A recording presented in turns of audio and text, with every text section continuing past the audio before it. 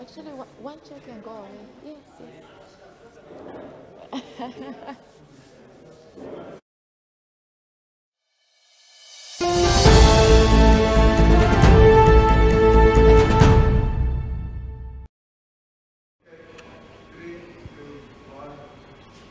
Good afternoon. My name is Jemima Beatrice from Namibia Media Holdings. This includes Namibian Sun, Republican, and Algemeine Zeitung.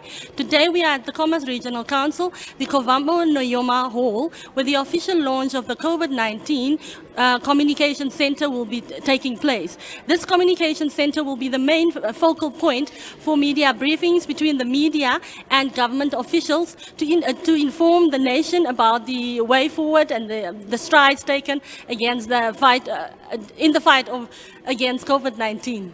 Thank you for tuning in.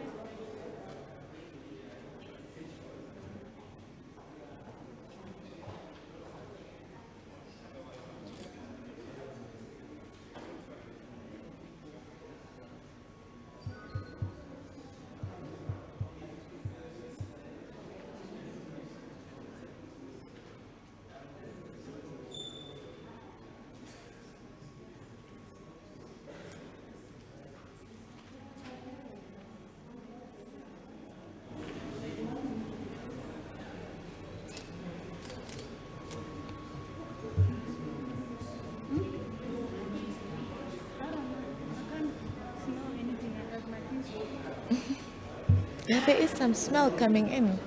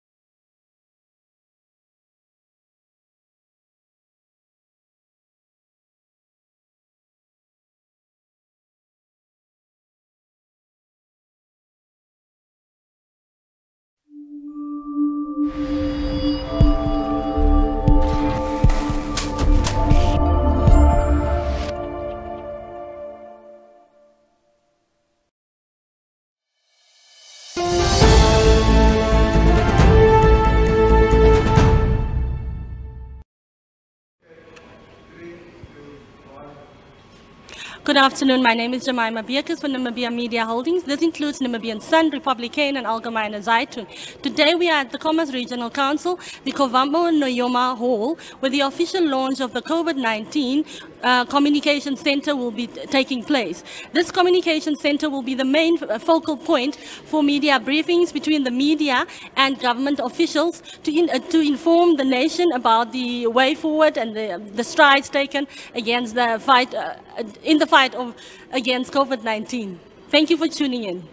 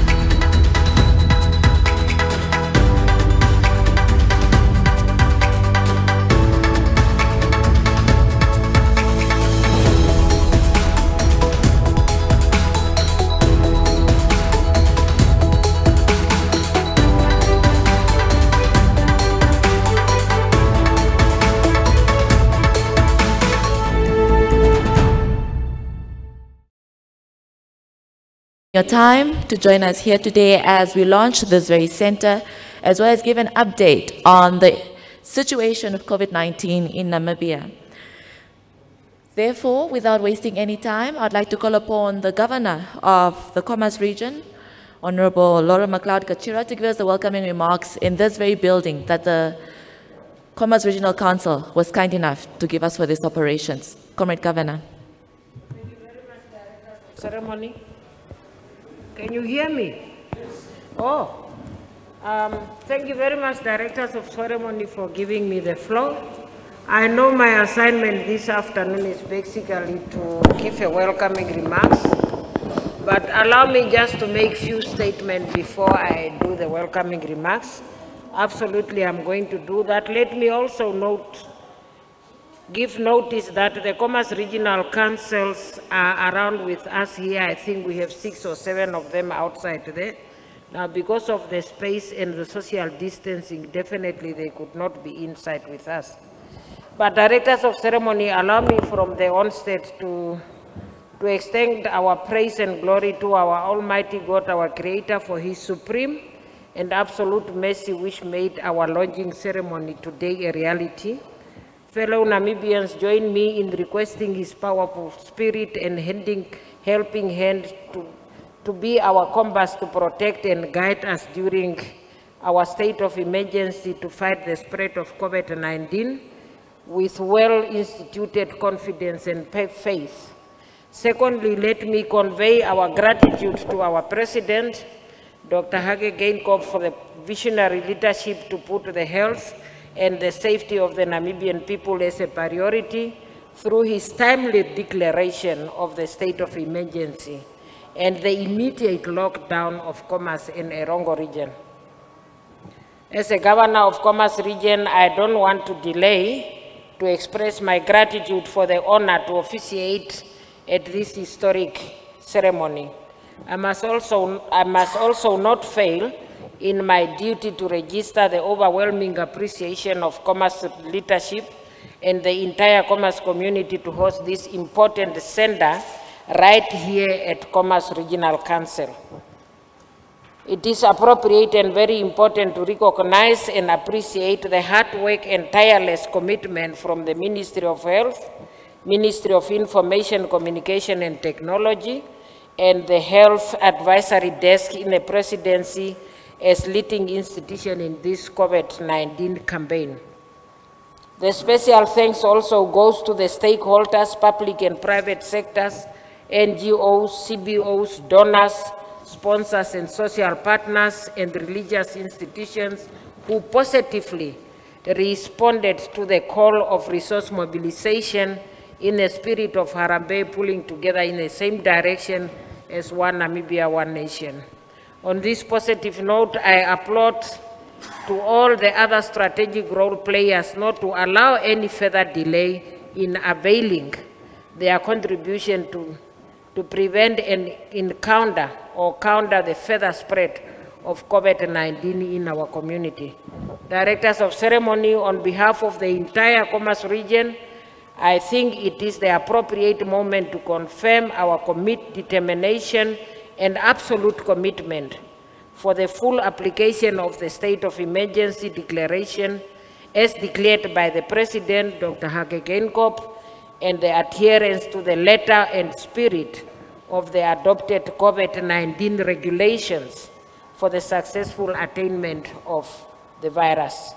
It is in this spirit that I humbly appeal to the Commerce community and the Namibian nation at large to obey the home quarantine order by abiding to the set out COVID-19 regulations during the lockdown period. My message to you remain the same. Good hygiene and the success of this lockdown process are in our own hands. Let us spread the message and not the virus. And we must adhere to the basic precautionary measures of wash your hands frequently, avoid touching your ears, nose, and mouth, avoid overcrowded gatherings, keep the safe social distance of 1 meter from one person to another, sneeze and cough into a tissue or your elbow, comply with a traveling restriction, and directors of ceremony, as one of the lockdown region and the capital of this country, we have, for some good strategic reasons and for the special rights purpose of continuous powerful inspiration, resolve to accommodate this one-stop COVID-19 communication center right here in Commerce Region in Windhoek City. This center will be our inclusive base and the root of our chain of command to receive our continuous progress on the ground, for continuous assessment, and to re-cement our unified responses to counter the situation on the ground.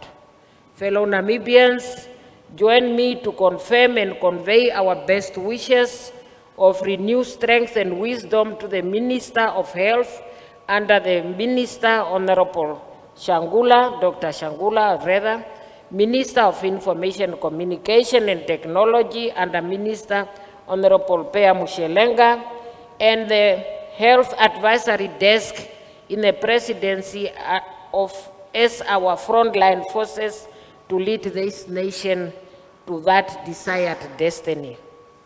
Fellow Namibians, directors of ceremony, you are welcome to the official launch of this one-stop COVID-19 communication center, and I wish all of us pleasant ceremony, and it is in my conviction that this center will serve its intended purpose. And I thank you.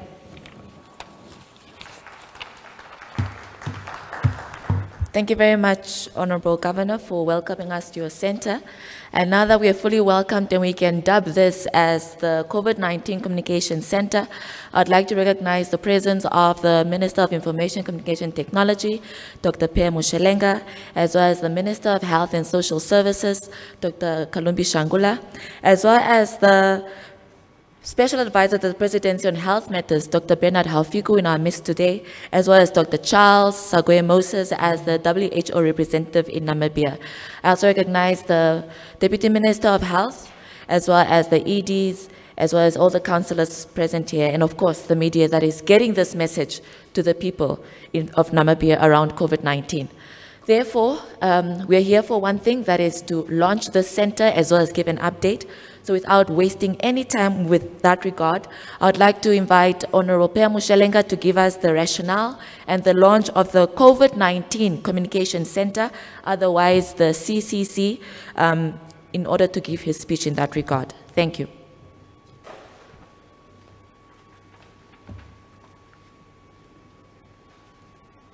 Thank you. Thank you very much. Director of Ceremonies, Honorable Emma Theophilus, who is also Deputy Minister of ICT,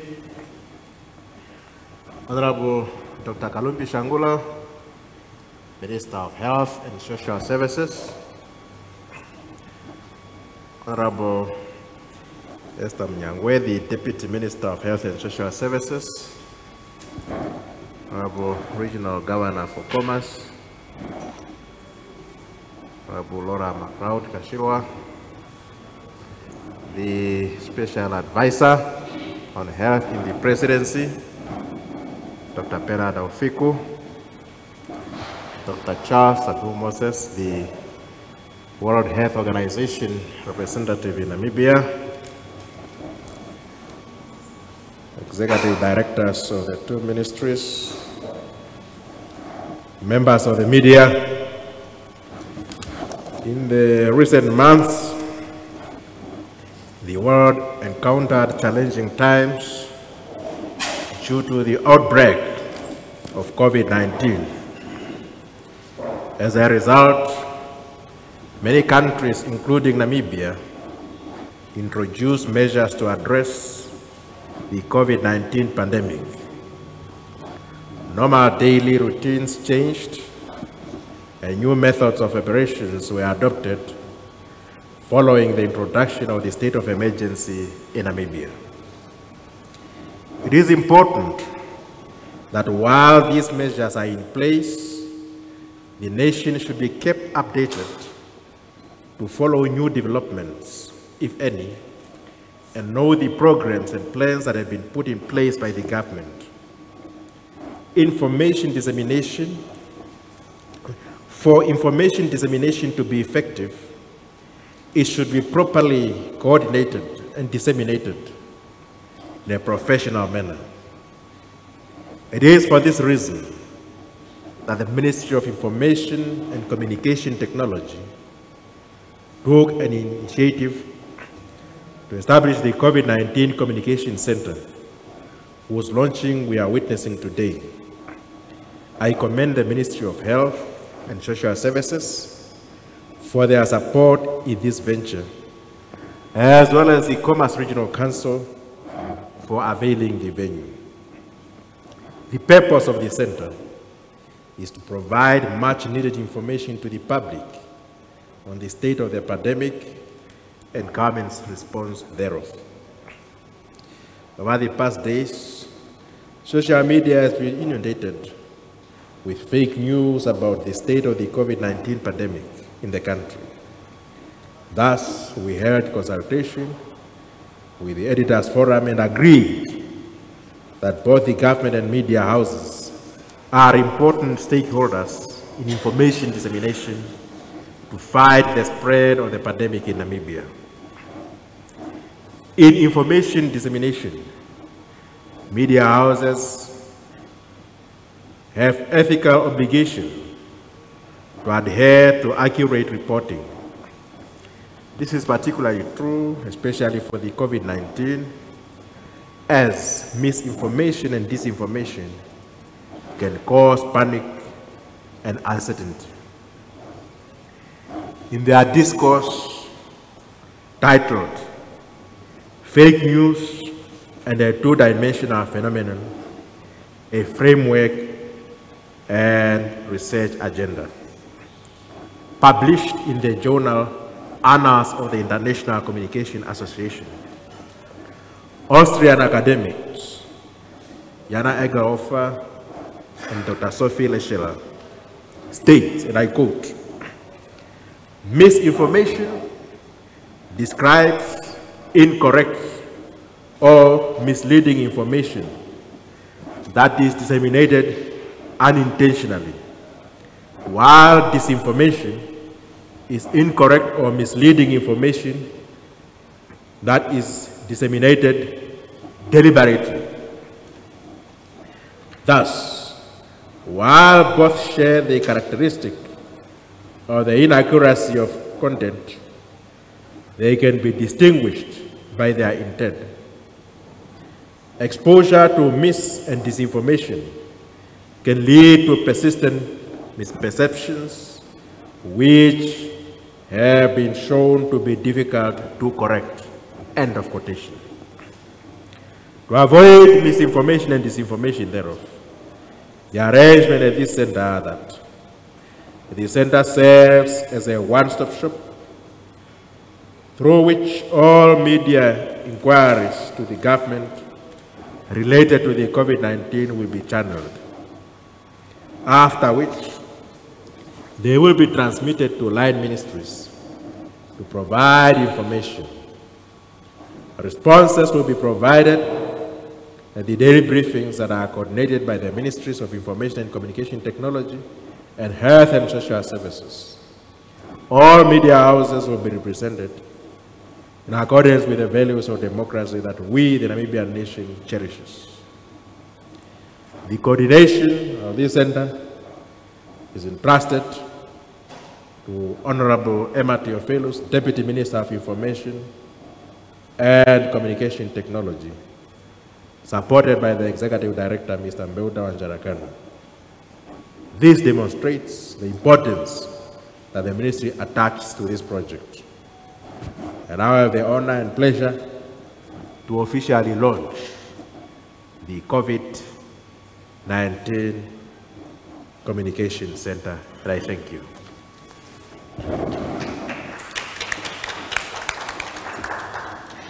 Thank you very much, Honorable Minister, for launching the center. And now that this has become, as earlier alluded to, as the one-stop shop for any media queries around information, updates about COVID-19 in the country. I'd like to give the opportunity to Honorable Dr. Kalumbi Shangula to then give us an update about COVID-19 in the country. Honorable Shangula.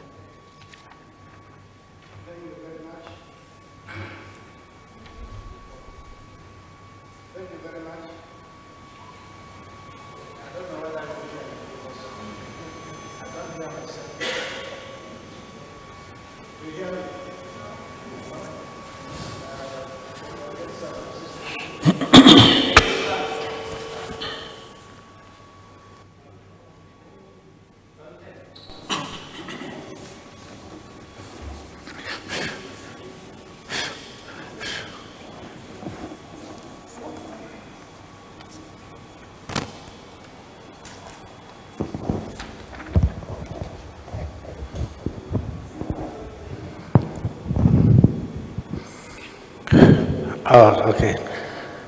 Now I think it should be fine. Thank you very much, Program Director.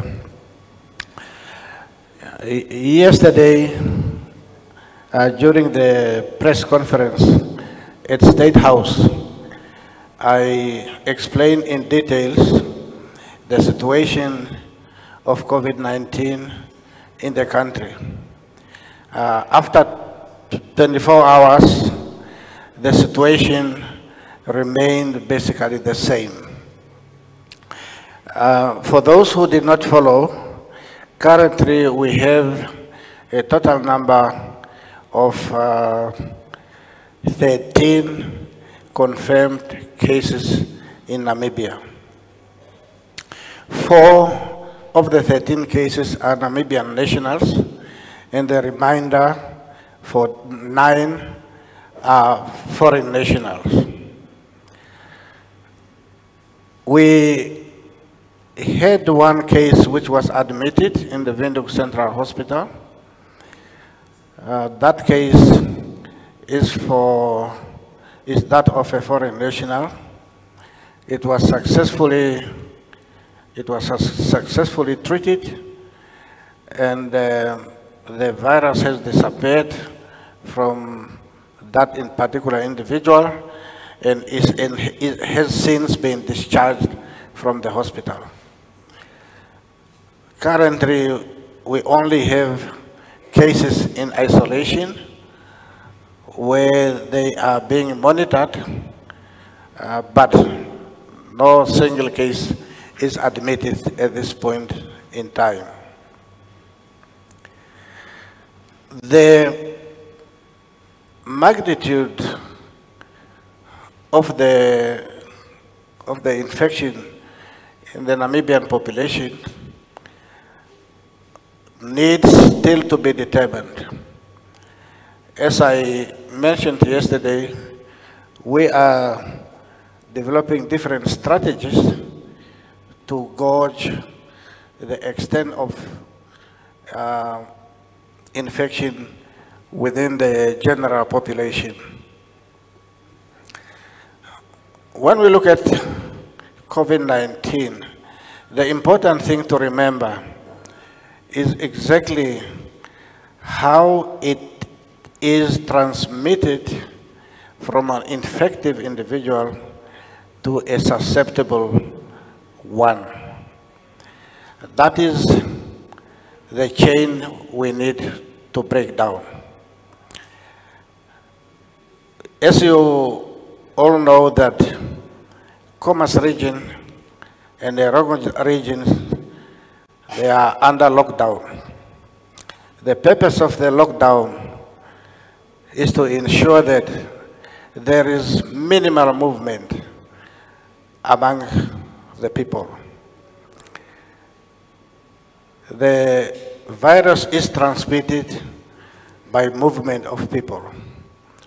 The objective of the lockdown is to ensure that people remain where they are in order to contain the spread of the infection. However, it is noted with great concern that the objectives of the lockdown are being undermined by some individuals using different means, that will basically defeat the purpose of the lockdown. If the measures which have been put in place are not enforced, the enforcement now and the compliance should remain our priority. If we do not do that, it will mean that probably the lockdown will not bear the expected results. I am particularly pleased with the commissioning of this center. A few days ago, my colleague, Dr. Msherenga, invited me for us to come and explore and view this center, which we did. And today, I'm really pleased that it is now in existence and it will start to serve the purpose for which it was created. Information is power. In order for us to effectively contain the further spread of the disease, we need to empower individuals. It's only when we empower individuals that they are also being able to comply with the measures put in place. And I'm very happy that the media is playing a very big role in this effort. And I would like to emphasize the fact that it is important to convey correct information. There is always a temptation to sugarcoat or to dramatize the information that may not have an impact. It has been shown throughout the world that especially a tendency to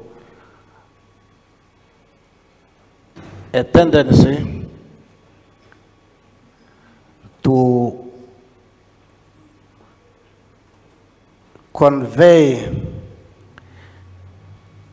the information in such a way that it scares. The scare tactic will not work. And therefore it's important that information is conveyed in a balanced way, in a way that makes a person to understand and take the correction effort, but not to get scared and then taking or making irrational disease or action. I'm therefore happy that this center will greatly contribute to our effort to contain the further spread of the disease. I thank you for your kind attention. Thank you very much, Honorable Minister, for that. We're happy that this center will be of great assistance to ensure that we kill any type of misinformation or fake news that is making the rounds on especially social media platforms, but more importantly that every citizen of this country is aware about what they can do to prevent the further spread of the virus, and that really is what this center is aimed to do. So to further move on with the program, we will now give the opportunity to Dr. Bernard Halfiku to give a forecast of the impact of the virus in Namibia. We do know that these are uncertain times. The trends vary from country to country. However, there is some type of projections on how we're going to handle the virus or what could be the possible mitigating factors we can employ to stop the further spread of the virus. And to do that, we invite Dr. Bernard Halfiku to give us a statement on that. Dr. Halfiku.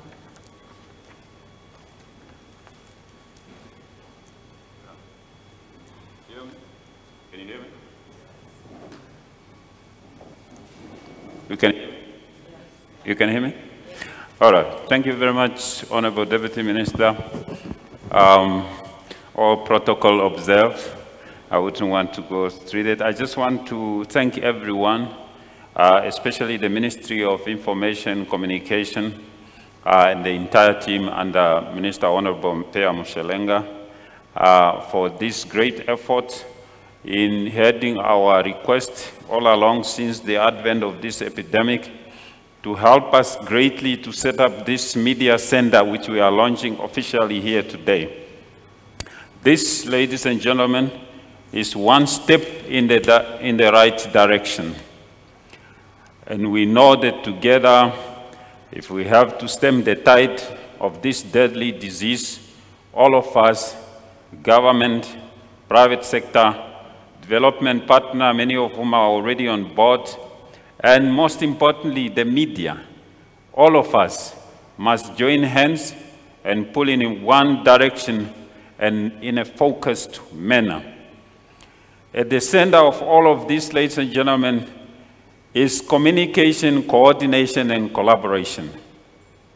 Of all these, the most important one is communication and dissemination of correct, authentic, and scientific evidence-based information to everyone, everywhere in Namibia, in all our 14 regions, in every constituency, every village, and every household. Everyone must get the simple message of prevention. Social distancing, as we keep repeating, hand washing, avoidance of touching of your mouth, your nose, or your eyes, covering your face when you are coughing or sneezing, and reporting to a healthcare official when you have the symptoms that we keep repeating, consisting of fever, dry cough, shortness of breath, or any other symptoms associated with the COVID-19 disease. I therefore want to discourage our members of the community and everyone here and encourage the media present here to spread the correct message and not the lot of fake messages on social media and those who now pretend to be able to treat this dreaded or dreadful disease. There is no cure, ladies and gentlemen, at the moment. There is supportive treatment only. And these are the information we need to give up there to the society.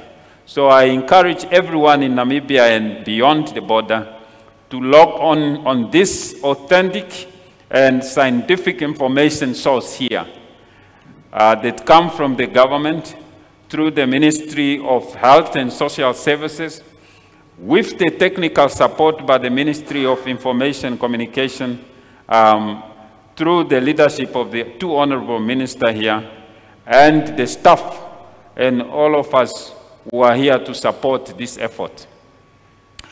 I want to thank the brother here, Honorable Mpea Mushelenga, his deputy and the new broom in the room, Honorable Theophilus, Brother Wanjarakana, and the entire team from the Ministry of Information and Communication. And I particularly want to thank you, ladies and gentlemen, for heeding our plea to set up this center, including the publication of our information in all spoken languages in Namibia. We thank you sincerely for this. We remain thankful and look forward to a truly solid block of communication to stem the tide of this dreadful disease. Going forward, therefore, ladies and gentlemen, we hope that this center will strengthen our effort in disseminating all the information that our people need, the knowledge they need to empower themselves, so that we truly stem the tide. And the earlier we do it, the better for all of us. And this is what coordination is all about. In ending my notes, ladies and gentlemen, I want to pick on two important pillars in our response. As you all know, we have 8 pillars based on the WHO guidelines, and I would not go through all these pillars. I want to pick out one or two, and that is infection prevention and control, and maybe laboratory and case management. As you all know, ladies and gentlemen, we are lagging behind with our response in this pandemic. We haven't tested enough, and we need to do that. And we need your support and the support of everyone, whether in provision of information to make sure who need to be tested and who doesn't need to be, whether it's the lobbying and the soliciting of material to support enough base of testing, whether it's direction of everyone who need to be tested to go for that, the testing. But I want to emphasize the tools for testing, which are ever relatively becoming diminished. That is very important, ladies and gentlemen. The other thing is to be able to manage this disease in all regions through capacitating of all the regions in terms of facility to isolate those who need isolation, and capacity to quarantine those who need quarantine, and every logistical aspect that anyone can help us. But most importantly, ladies and gentlemen, and in conclusion, coordination, collaboration is at the center of this response. All of us speaking one language, transmitting one message to everyone, so that there is no room for false information, for fake news, for distorted news, and anything else negative that will just serve to be standing in our way in our effort to stem this. So once again, Comrade Minister, Honorable Minister Shangula, everybody on the panel, in the audience, the media, I sincerely thank you all for being here today to witness this very important step in the fight against coronavirus. I thank you. Thank you. Thank you very much, Dr. Bernard Haufiku. We now have time, a little while, for the media personality in the room to ask any burning or pertaining questions to the update around the coronavirus. There is a place where you can stand there with a mic for you to give your question. I will quickly facilitate that. So are there any questions from the floor? Yes. Then after you. Then you. In that order.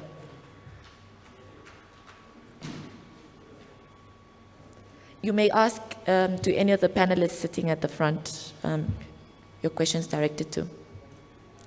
My name is Jemima Beekers. The first one is not a question, it's rather a statement. As the Minister of Health said earlier, the purpose of this meeting is to educate people. And yet we have here the entire top structure of 2 ministers and a whole bunch of other people who are seemingly not supposed to be here. And then earlier you also said that some people are undermining the guidelines of the lockdown and the fight against COVID-19. Do you not think bringing all these people here is undermining the guidelines of the lockdown? And Dr. Haufiku, you said that there's need for the media to be to make sure that they do not spread fake news. Yet we've had an experience on Saturday. By lunchtime, a colleague in the media asked the ministry, they understand from a WHO sheet that the cases are standing on 11.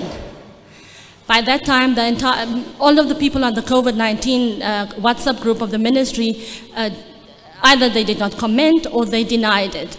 And we managed to confirm that at a few minutes before midnight. Do you not think this inspires mistrust amongst the media? So what do you think, in your view, what should the media do when they sit with information that is off the record, already confirmed by some people, and yet the person who's responsible to give or who must verify this are not willing to share this information? Thank you very much. Thank you. I believe we can probably take responses.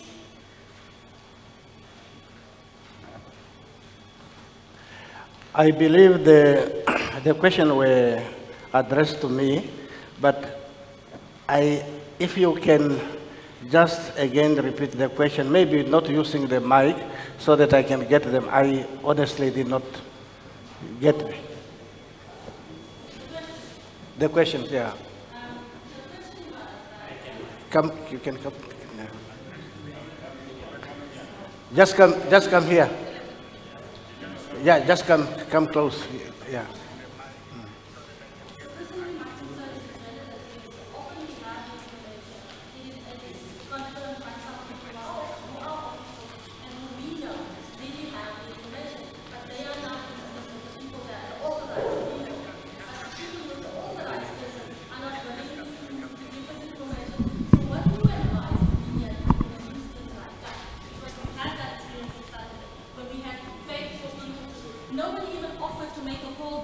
Okay, let me just check. Let me see if this is the information. Nobody even offered that. They just flatly denied this until a few minutes before midnight that we had to, that some of us managed to have this, get this confirmed.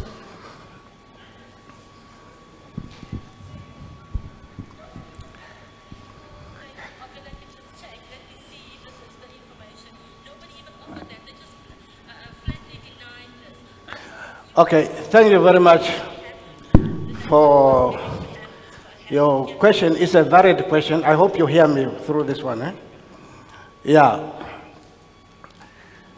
There is a myth to say that there is somebody who hides information. I can assure you that's absolutely not true.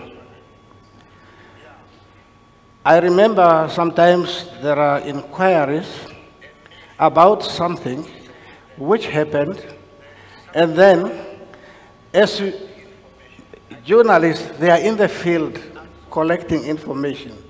They might have collected that information before it reached say for example, the head office. Now, if you ask me something which you picked up in Swakopmund, and it has not yet been reported to Windhoek, when you ask me to confirm, I will say that I cannot confirm because I have not heard about it. We have a situation that, especially when it comes to test results, that's mostly where most of the questions could have come. Now, there is a chain of structures from the date, from the point of confirmation, what is the next level to be informed? And then from that level, what is the next level to be informed? And from that level, what is the next level to be informed? It might, the information might still be on the way, but if I tell you honestly that I did not heard about it yet, you would not say that I am hiding information. That would be absolutely not correct. We do not have any interest in hiding any information whatsoever. There's no reason, there's no basis. But what I can tell you is that it's sometimes true that you get the information first before the authorized person get that information. This I want to assure you that from our side, there is no interest in hiding any information. And I would like to ask that that perception which has been created, especially among the news media, that government is hiding information, is not true. There is no truth you can hide. It will come out in any case. It will come out in any case. But it is a question of time. Did you hear it or you have not, or you have not heard it? That is basically the situation. And I want to assure you that every day we share information with you. We call press conferences. Why? Is to inform you so that you can inform the public.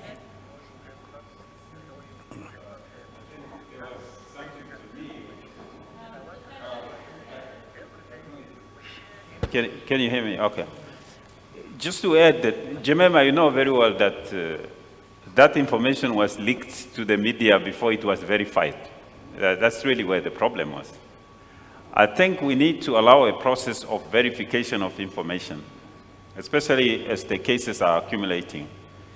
And part of the reason for setting up this center and streamlining it and making sure that we are reporting from here every single day, this is my understanding, that every morning at a specific hour, all the media houses are invited to log on if you want to call it. Streamline it to all news media and get the factual information at a point. I think going forward, this center will greatly help us, all of us, to make sure that information comes out of here, fresh from the pot, right on your plate, not frozen and then warm up later. So that will help us greatly. But it's a collective effort, all of us understanding the processes involved in verification of information, and knowing that you can get this information at this possible time. And I'm glad that this center will cut down a lot of time that we spend on getting information to everyone. So I think we just need to look forward now and thank the Ministry of Information for helping us. Thank everyone who's making an effort to make sure that we get the correct information at the correct time and to everyone else. I think that's the most important thing that all of us can focus on. Obviously, there will be mistakes, and I have said it time again. There will be mistakes, some trivial, others may be worth checking. As we go along to fight the epidemic, we attend to those mistakes. But let's not focus on the mistake and lose attention on the bigger picture, which is the epidemics. That's really my plea. Thank you.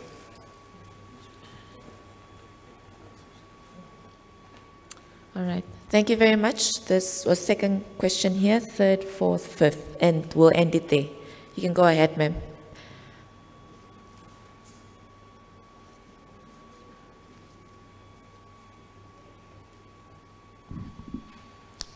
Good afternoon. My name is Shamaine Gashewe from the Namibian newspaper. I have 3 questions. Basically, the first one was a follow-up on the question I asked, or that was asked for me at State House yesterday, in terms of the national lockdown, basically the nationwide lockdown. And I wanted to find out from the Minister of Health, maybe I should wait.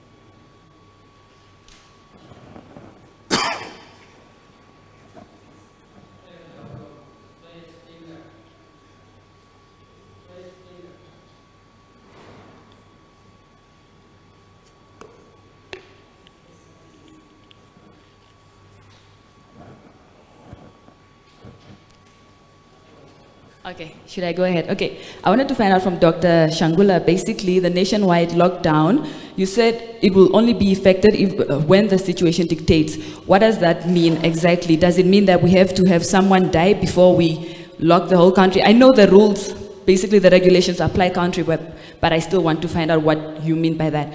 And then I wanted to follow up as well on the Romanian couple. Have they gone back to their country? I mean, I see the German national is better now. He has been discharged, right? So that's, I wanted to find out, will he also be repatriated back to his country?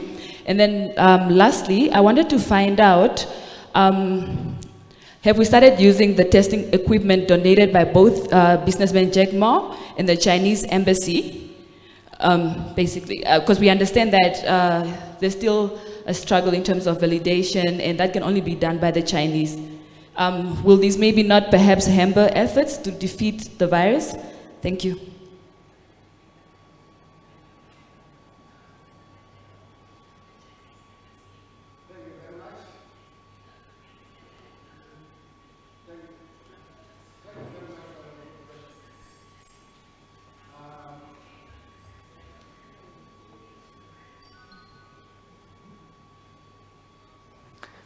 Oh, sorry. Thank you very much for the question. Your question on when the whole country will be locked down. And I said when the situation dictates. Now, let's go a step back. The president of the country declared a state of emergency on the 17th of March this year. the state of emergency is declared for the whole country. The whole country is under the state of emergency. Now, further to that, Commerce and Erongo were put under lockdown. What does it imply? It implies that nobody should leave Commerce and nobody should come into Commerce. That's the only difference between the two. All the measures which are proclaimed under Proclamation number 9 of 2020, they apply to the whole country. So the only thing which does not apply to the other country is you can't go out and you cannot come in. So whether you will then extend is basically a question of, will not have too much impact on the ground. Now, when I say that the situation is right, you see, when you lock down, you must be in a position to enforce the measures. You must be in a position to enforce. Now, what are the enforcement agencies? You have to deploy the police, you have to deploy the army, you have to deploy the health workers. Now, all the cadres which we have deployed around Commerce, you have to replicate that in all 14 regions. Now, it will not serve any purpose if you declare, if you put it under lockdown, but you are not able to enforce it. So first, make sure that you have the necessary personnel, you have the necessary equipment, that once the whole country is under lockdown, you immediately deploy those forces. That is exactly what I mean, that you must first have means of enforcement to be able to do that. Otherwise, it will be a declaration on paper, but in actual fact, it's not being effected. Okay. The second point,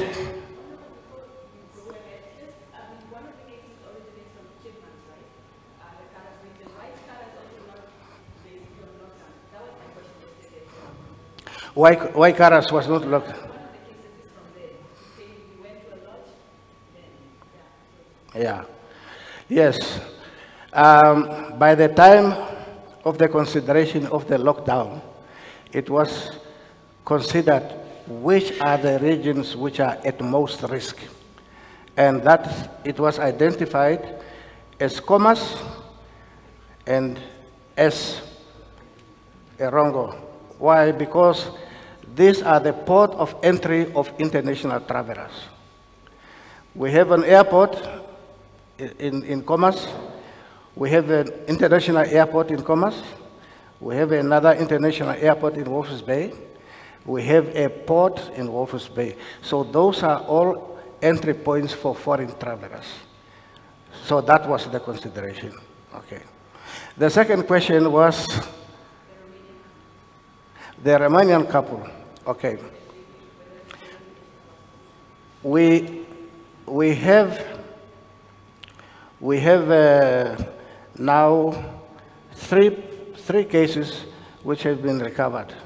The Romanian couple, that's number one, case number 2, and case number 3. Yeah, these all have recovered. And their departure to their home countries is really a matter of logistics. Yeah. The third question. Yeah, okay. Okay. That question could have been properly answered by the Namibia Institute of Pathology. Yeah, I would not have much details on whether they have started using the donation or not. What I know that it was, they were busy with the validation, and after the validation, they were then going to see when to use it and how to use it. But unfortunately, I don't have that information at this present moment. Yeah, this is what I'm saying, that I do not have that information now. Thank you very much. If I knew, I could have asked them to give me that information. Thank you, Ms. Thank you, Doctor, for response. Just a reminder again that we are streaming live and that we have speakers speak with microphones because we do have viewers at home listening and would like to hear the questions and queries we have. But also if there are follow-up questions, please speak through the Director of the Ceremonies who's directing the program. Thank you very much. The third question was from this gentleman. May you please go stand at the mic in order to ask your question to any of the panelists on stage. Good afternoon. My name is Thierry. I'm a freelance journalist. I have about 3 questions. My first question goes to the Minister of Health and also to Dr. Ofiku. It's on the issue of social distancing, especially when you're relating it to the people that are living in the informal settlements. As a scenario, here's a family of 5 that live maybe in Kambashu. I mean, is social distancing practical in these scenarios of the poor or those ones that are from the marginalized societies? Is it not also time that maybe government starts looking at other possibilities, maybe of giving, let's say, masks or gloves to these guys that are living in the informal settlements? Because social distancing in that case is not practical if a family is living 5 in one room. Then the issue on information dissemination goes to the Minister of ICT. I think the most frequently asked question, I think, from most of the people that we interview is that they don't get relevant information at the relevant time, and the issue mostly is because of the language barrier. How far is the Ministry of MICT going to go in at least translating some of the information that's supposed to be given out, be it pamphlets, be it through statements, into the vernacular language that people can understand, and also finding modalities where these people that are from the marginalized communities who can't afford maybe to be on social media or to afford data but use the normal phones can be reached out in a more efficient way. Then my last question is on maybe broadening the testing modalities that are being used. I think we had an announcement from South Africa yesterday where the government said they're going to release about 10,000 health workers to actually go into the community to try and speed up the testing. Is government maybe considering such a modality where they can actually go, release health workers into the communities to try and test instead of us waiting for somebody maybe has some symptoms and then they raise the red flag from there? Thank you.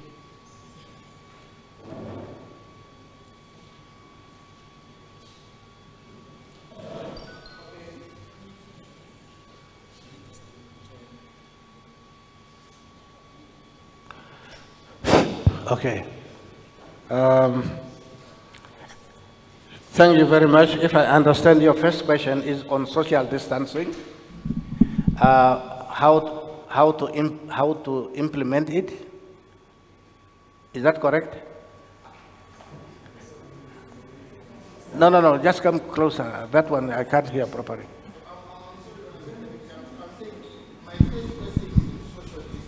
Primarily for the poor and the vulnerable that live in marginalized areas. For example, here's a family of 5 who live in one Kambashu, right?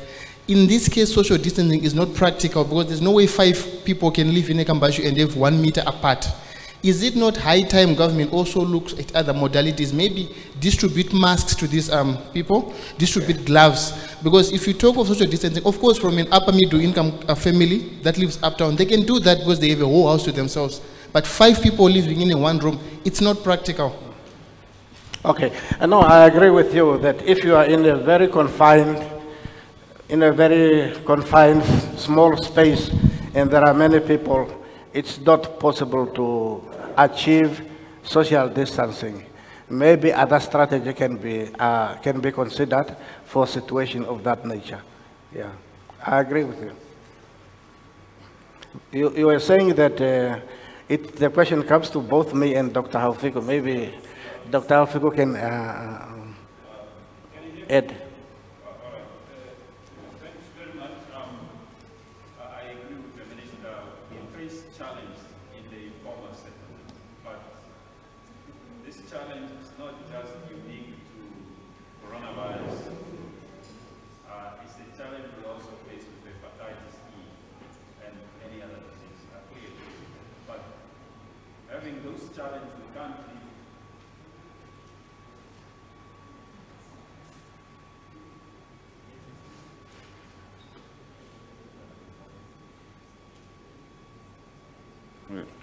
Are we okay now? All right, yeah. So I was just saying that the challenge in the informal settlement are there. They have been there before coronavirus. It's something that we're really grappling with. You can look at hepatitis E issue. I think it's the inherent setup of informal settlement that we need to look at as a country. Now, you know, looking at practical measures that we can take, because we can't wait to build a house for everyone. That is just not possible.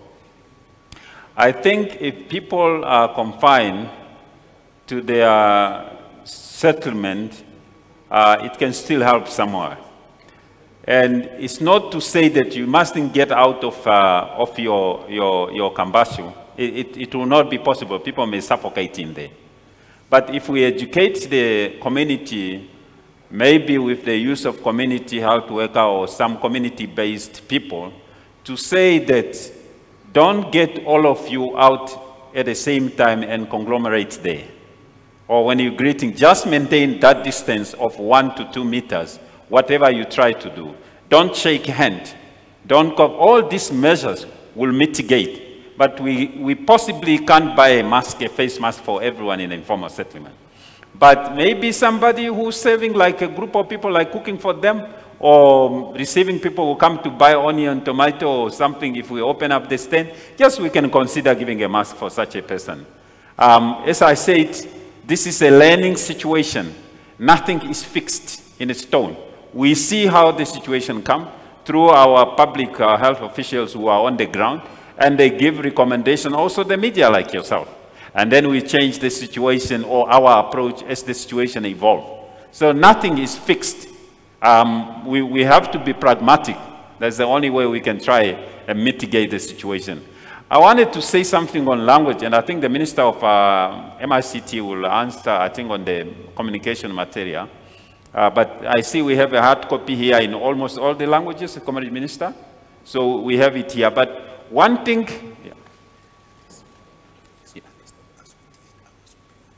okay. I am just being informed by the minister here that there was one from his ministry that is coming out tomorrow.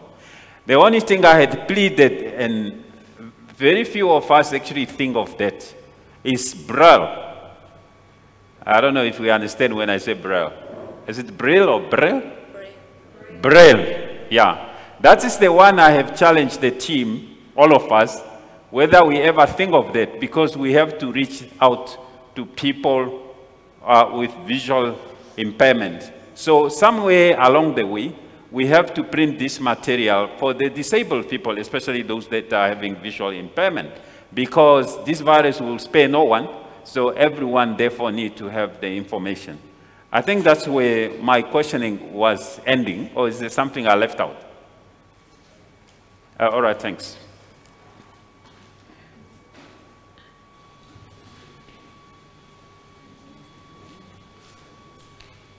Community Minister, would you like to respond to the question around information? Yeah. Thank you. Yes, as stated here, our ministry has been working on the translation. There are pamphlets that will come out. And these are going to be out tomorrow also in local languages. And they will be distributed to all 14 regions. Because we realize that there are people that do not have access to radio communication as well as television.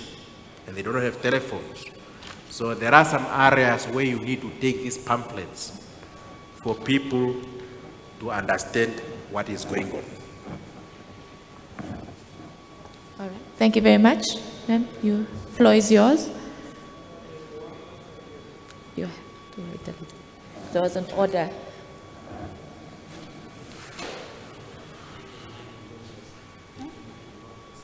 Close there. How? Just quickly, I'd just like to remind the panelists to just keep their microphones on. The technicians will do the differencing on when you speak, but just keep the microphones on. Thank you. Good afternoon. My name is Merika from NBC. My first question is, how is the tracing process so far for those people who have been in contact with those confirmed cases? Because for me, that is a huge challenge to tackle. The second one, for those people who are taking care of the ones that are under quarantine, some of them, they go to malls, shopping malls, or out there to meet the public. How are you taking care of those ones? What are the measures for them when they go out there? For them to, to avoid them to spread, or not to spread, but to expose others who are out there as well. Thank you.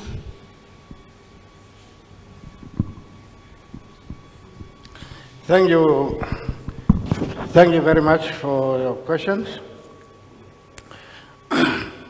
For any contact, for any suspected or confirmed case, active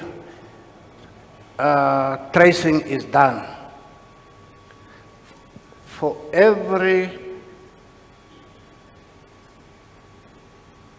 confirmed or suspected case, tracing of contacts is done actively until they are all found. Then the next step after identifying the contacts is to isolate them and monitoring them for a period of 14 days. If during the course of the monitoring after 14 days there are no signs and there are no symptoms and they are in complete health, then they are considered not to have contracted the virus. But they will be isolated and monitored, all the contacts. Okay. Now those who are looking after those who are quarantined, Now, there is no contact between the two. If you are quarantined, there is no contact between you and the one who is providing food, for example. There will be no contact.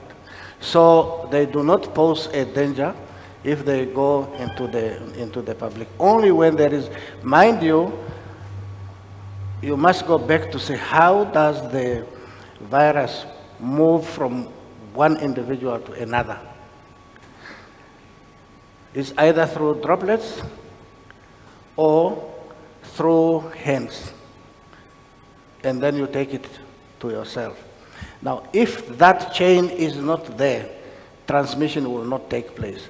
And that's what we are emphasizing, especially for those who are taking care of those who are under quarantine. Thank you very much. I think those are answered. Okay.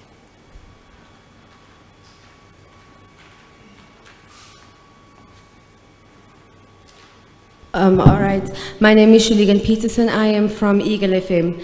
This goes to the Minister of ICT. Can you please explain how exactly the center will work? The next question goes to both Dr. Fico and the Minister of Health. Will we see mass testing soon? I mean, Dr. Fico just said we need more testing. The President said it yesterday. Will we see mass testing in the next week, 2 weeks or not? Yes, my next question is, what about the tourists who are still in the country? Are they encouraged or are they told to go back to their countries, or should they just stay? The police officers who do enforce the regulations. We have been driving around the last few days of this week, and we haven't been seeing police officers with any protective gear.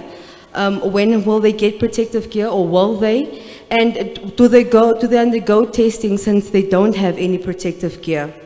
And there seems to be a confusion over corner shops. Should they be open? Or if they're open, what times exactly? And then this was posted by Baldi Oshana, where they said that when the police visit them, and they've been visiting them this week and last week, with different stories. They said it seems like no one in the government knows what the correct regulations is. Now, this has not been just the first time where a company has complained about government's communication, especially to private sector. can they just help the companies, or does government communicate to the private companies in terms of what exactly they should do who's not in the Commerce and Ironga region? And this next question is to Dr. Ben Hafiku. I know you had a consultation with the retailers. Can you just give us the outcome of that meeting? We asked this question yesterday at State House and no one addressed it. Has government put regulations in place for price hiking? Because we've seen it at every shop, how the prices increase at a time where people are forced to go on unpaid leave or they are being retrenched. Thank you. Thank you. Yes. Let me start as to how the center will be working. As I said in the statement that I read, that this is a one-stop shop. Those members of the media that have questions, the experience over the past days have been that, as you know, ministers have been meeting in order to plan and address the COVID-19. They've been inundated with questions, disrupting meetings and so forth. Now there are no longer questions going to individual ministers. That is what we agreed with the editors forum. All questions will be channeled through here at the COVID Communication Center. There is an email address that will be provided to you, members of the media. We have a concept note that we'll be giving to you. And when questions are brought here, the center will channel these questions to line ministries. For example, some questions will be related perhaps to justice, on the enforcement of the regulations, or to trade and industry, or to agriculture, fisheries, or labor, and so forth. And then the ministries will be providing information.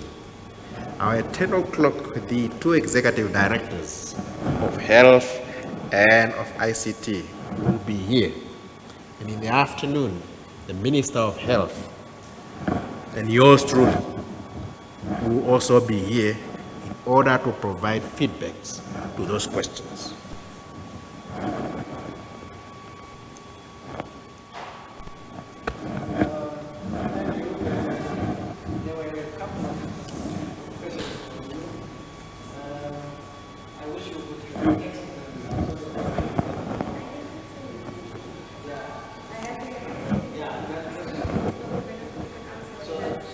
Yeah.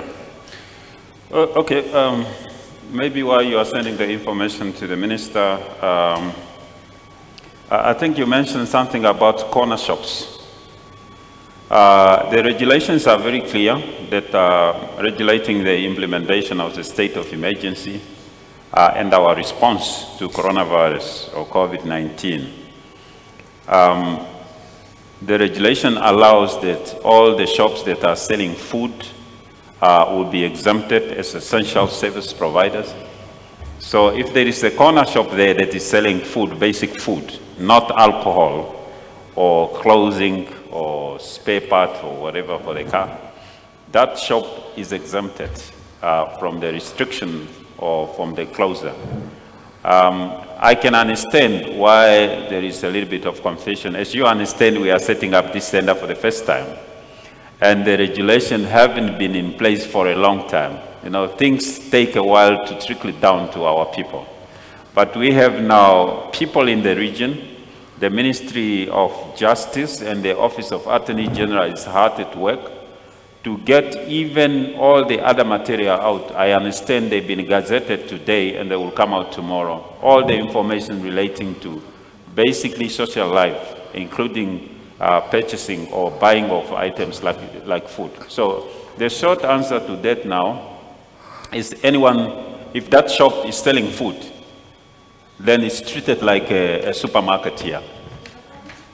Well, Kapana, I believe is part of selling food, but Kapana was catered for under SME, which I think either the Minister of Health, Minister of Finance, Attorney General, Ministry of Justice, and our host minister here will pronounce themselves, because I know that the day before yesterday there was a debate or some discussion regarding SME and Kapana sellers, our general feeling was that we should exempt the person selling tomatoes, onions, fat cook, somewhere in the township, for two reasons. One is that a lot of people buy these items on an as-need basis. They don't buy large stock and pile it up in the storeroom. They buy what they need to eat today or tomorrow. So the second reason is that if somebody is selling onions in Okuryongava and we stop the person from selling that onion, let's leave out onion, let's say tomato or maize meal, then that person is now forced to take a taxi for which there is restriction only to have 3 people, pay the money to go to ShopRite or any other shop where there is a long queue of those going to buy, and then it creates a lot of frustration and backlog. In fact, my own feeling is that the bigger retailers can actually come on board and help deliver some of these items in the community for selling, as long as they coordinate very well. It will help us greatly. So my own feeling and that of many others is that we should allow those Kapana selling to sell their product. As long as you don't clog up there, I mean, becoming more than 10 people at a time buying Kapana. And as long as the sector responsible for water provision will provide water tank there for people to wash their hands when they are eating a Kapana. And as long as they don't shake hands and don't do other things and maintain a social distance, I think that's a valid point to consider. Dr. Afiko? Sorry for that. Yes, sorry for that.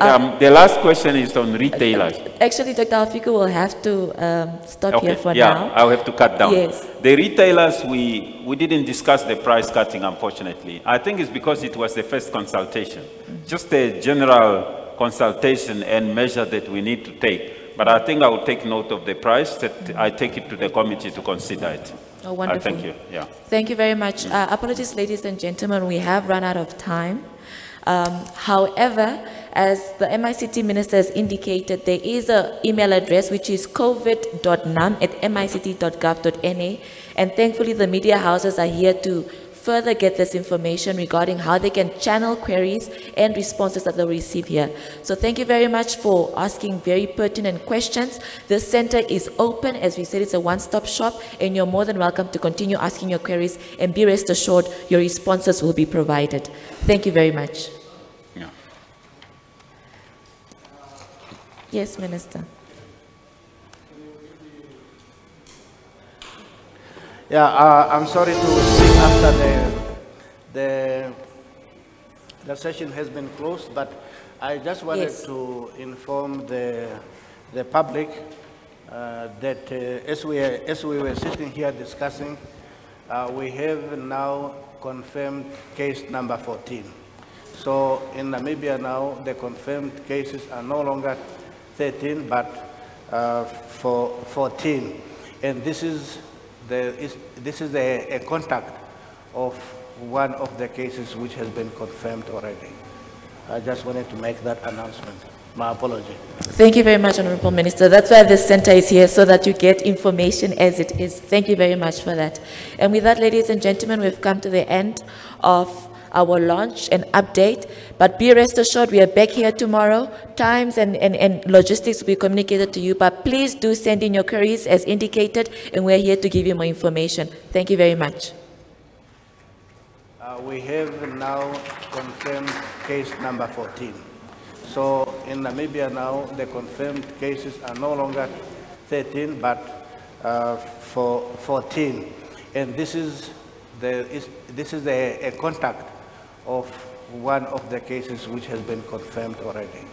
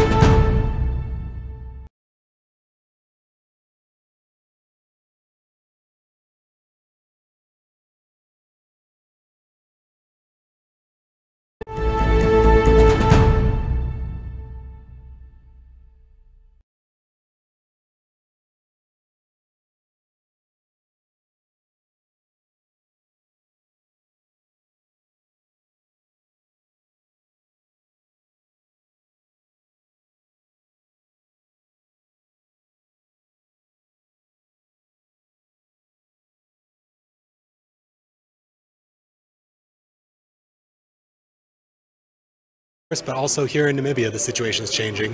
So it's good that the government is trying to get information out and the media is taking that information to the people. People want to know more information about what's happening here, how they can keep themselves safe especially, as well as information on new cases and things like that. Thank you very much, Doctor. Thank you very much for tuning in. Have a good day.